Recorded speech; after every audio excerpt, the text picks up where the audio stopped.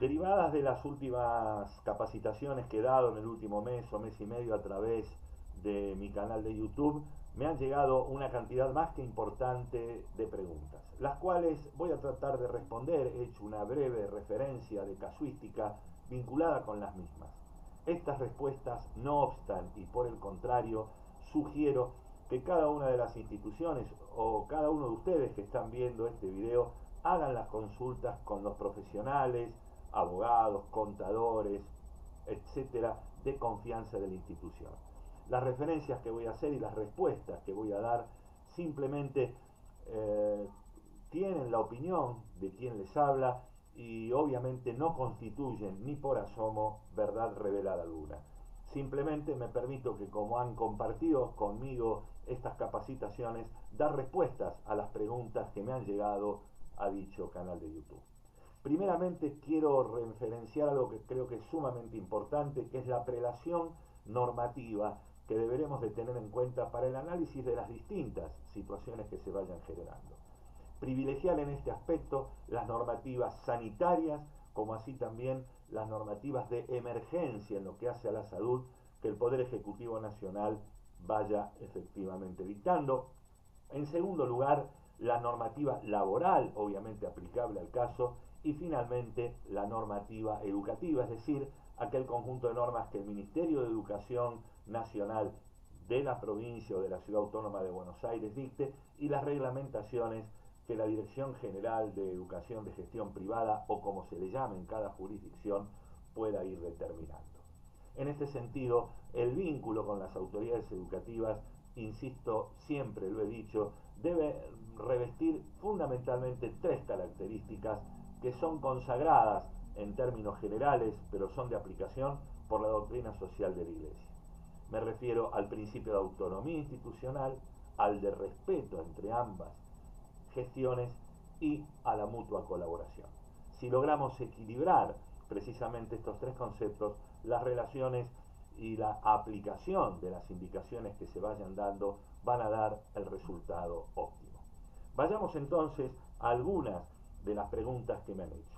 ¿Qué pasa con respecto a la vigencia o no de las suspensiones previstas en el artículo 223 bis de la Ley de Contrato de Trabajo y, en consecuencia de ello, la reducción de salarios? Esto se encuentra plenamente vigente.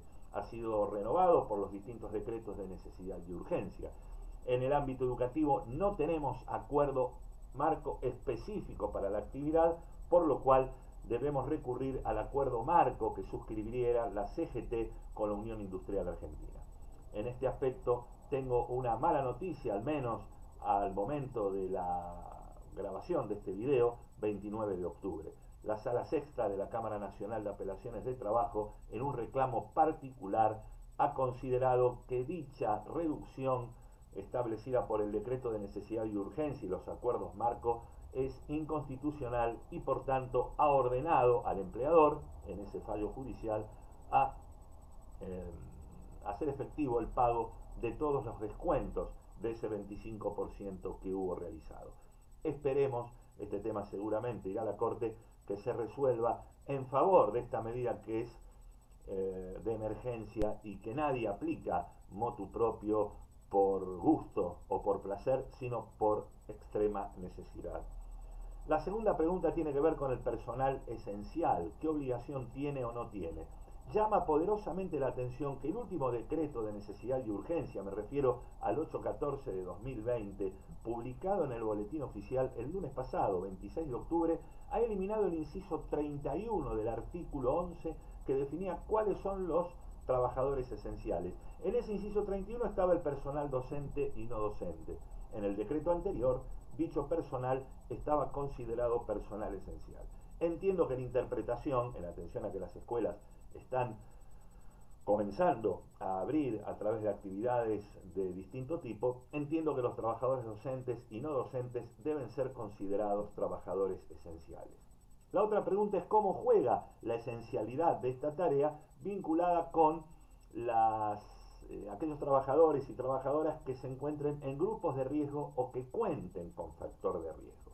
En este sentido, remito a la enunciación, nos referimos grupos de riesgo, personas mayores de 60 años, embarazadas y todos aquellos que tienen alguna enfermedad respiratoria, cardíaca, tratamiento contra el cáncer, en curso o que haya sido recientemente dejado. Entiendo que a todo este personal, tanto docente como no docente, debemos dispensarlos de asistir al lugar de trabajo, más allá de que sean considerados trabajadores esenciales. Obviamente, en este caso y en este supuesto, siempre y en todos los casos podremos pedir, solicitar o exigir el certificado médico que avale tal extremo y que avale tal afectación, el cual podrá ser remitido obviamente por el trabajador a través de distintos medios electrónicos.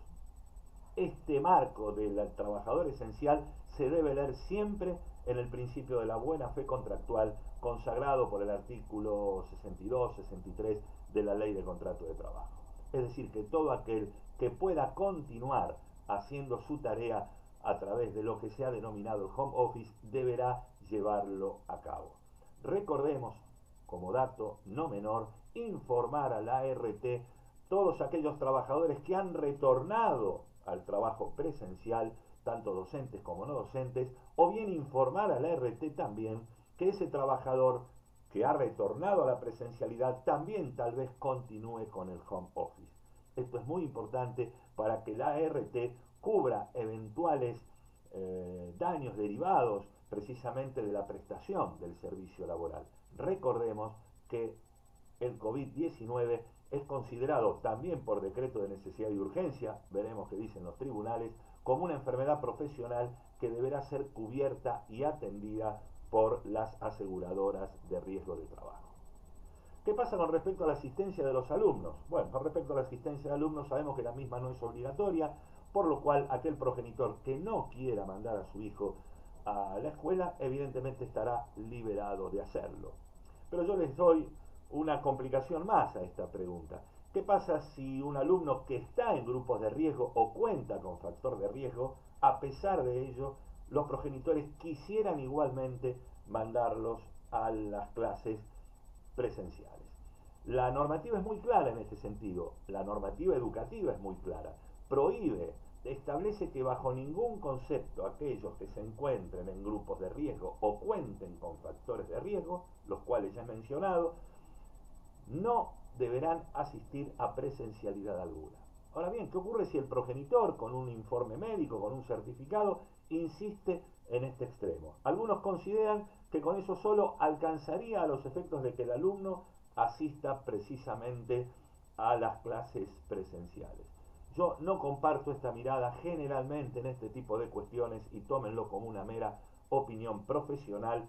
Prefiero que tal situación me la determine un magistrado. No nos olvidemos que en ningún caso se nos ha eximido de las responsabilidades laborales y en este caso civiles que se pudieran derivar como consecuencia de los daños que los alumnos sufran cuando están bajo la custodia del instituto educativo. Los remito en tal sentido al artículo 1767 del Código Civil, lo pueden leer porque es muy sencillo. La responsabilidad en este caso es objetiva y no admite ningún tipo de prueba en contrario, salvo caso fortuito, fuerza mayor. Obviamente hoy por hoy el COVID-19 no es considerado un caso fortuito, fuerza mayor, porque, como dicen las autoridades, no es que el virus nos busca a nosotros, sino que lamentablemente nosotros vamos a buscar al virus. En consecuencia de esto entiendo que un certificado médico no alcanzaría para habilitar la presencia de los alumnos precisamente en las escuelas. En caso de haber diferencias, entiendo que los progenitores podrán plantear judicialmente los recursos que consideren necesarios y allí un juez determinará los pasos a seguir. Insisto, tomen esto como una mera opinión profesional, porque evidentemente aquí hay en juego dos derechos constitucionalmente reconocidos, el derecho de aprender y el derecho a la salud. Habrá que ver cuál privilegia el magistrado que así lo tenga que definir. Finalmente les recuerdo el tema del contrato educativo. No nos olvidemos con respecto a este tema la necesidad, ya la mayoría los ha redactado, ha habido una enorme participación en mi último webinar vinculado con el tema del contrato educativo. No nos olvidemos de consignar la obligatoriedad del pago de los aranceles a partir del año que viene y la proposición de que la escuela va a brindar el servicio educativo conforme a las normativas educativas, valga la redundancia, y las normativas sanitarias, es decir, daremos clase presencialmente, semipresencialmente o virtualmente, pero en todos los casos, obviamente, el servicio educativo se brindará en toda su extensión y cumplimentando los objetivos y contenidos curriculares determinados en los programas oficiales. Por el momento, nada más, he intentado dar respuesta a todas no a todas, pero sí a una gran parte de las preguntas que me han llegado. Espero que sea de utilidad y les recuerdo, ante cualquier duda, no tomen lo que les acabo de decir como palabra revelada. Son meras orientaciones profesionales, por lo cual insisto en que recurran al asesoramiento del profesional de confianza de ustedes, jurídico, contable, abogado, y que en conjunto con la comisión directiva, con el organismo de gobierno del colegio, directivos, representantes legales, puedan ir definiendo y decidiendo los pasos a seguir, con prudencia, con cautela, pero sin temor. El temor paraliza, la prudencia nos hace estar alertas. Les mando un fuerte saludo y espero que en este recomienzo todo salga de la mejor manera posible. Muchas gracias.